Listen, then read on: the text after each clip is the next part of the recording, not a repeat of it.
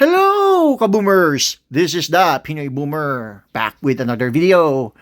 Macro Asia stockholders, shareholders, you might want to reconsider your position in Macro Asia because of this news of a potential exiting of Lufthansa in the Philippines if our government will not be able to fix the matter with regards to the leasing that's being the leasing fee being asked of them, because the new management of NAIA seemingly increased their lease by 11 times.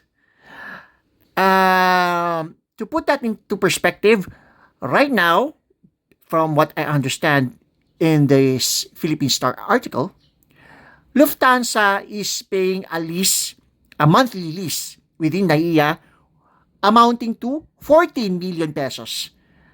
Now, imagine Lufthansa will pay starting March 14 11 times of what it is currently paying as lease.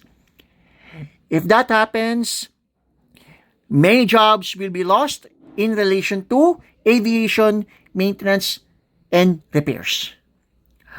I hope it is resolved. And again, reminder for those holding Macro Asia stocks, ticker symbol MAC,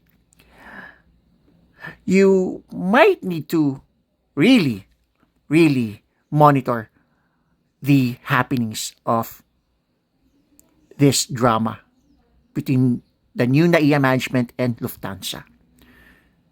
So, I hope I could talk to you guys again soon. For now, bye-bye!